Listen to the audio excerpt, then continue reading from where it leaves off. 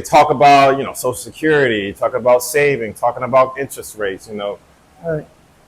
One thing that I never discussed is legacy planning. How important is, think about it from a child's perspective. You're talking to a preteen, a 10-year-old, a 12, a 13-year-old. How important and what is legacy planning when you're talking about building that and what that means? I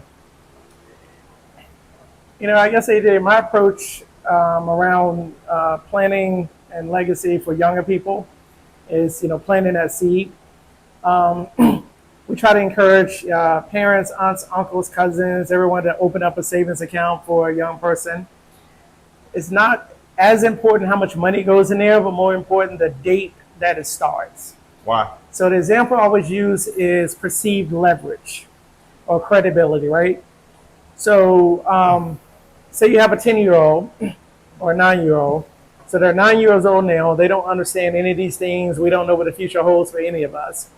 But 10 years from now, that child is going to be 19 years old. And at 19, they're going to want to do three things. They're going to want to get a car, they're going to want to get an apartment, and they want to put some furniture in it. All three of those things require you to do some type of application. Now, say you get an apartment. They don't necessarily ask you how much money is in your account, but they do ask you who's your banking relationship with, right? Because they want to encourage you to do automatic payments. But the other reason they're asking for that is, again, they're assured the money, right? But if you have a child that can put down, I've had an account for 10 years versus the average 19-year-old who's only had an account for 6 months to a year, who has more perceived credibility? Yeah, the one with savings, right?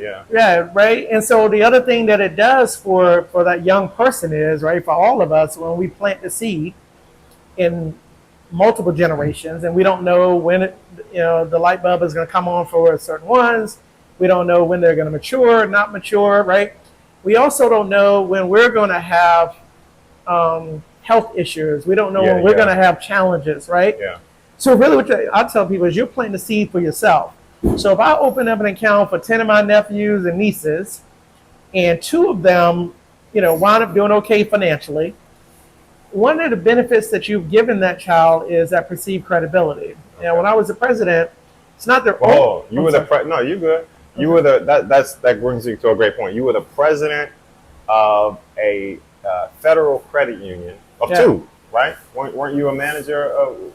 I was in banking. You were in banking. Okay. I was in traditional banking. Okay. Yeah. So as a C-suite, let's call you a C-suite executive in the banking industry, right. This advice that you're talking about is not only your opinion, not only something that you apply for yourself, but something that you preached and taught for years, right? Oh yeah, 28 years. Yeah. And so this Friday, what's this Friday? This Friday is what's the date?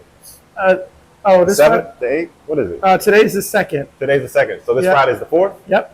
Okay. So October 4th at 2:25, you're going to be talking to LeVar Stoney, right, about your legacy, about his legacy in the city, and more importantly, why it is important to take that information and build your own legacy, right? Absolutely. Okay. All right. October 4th, 2:25, Facebook Live, Randy Cooper. Thank you. Yeah. All right.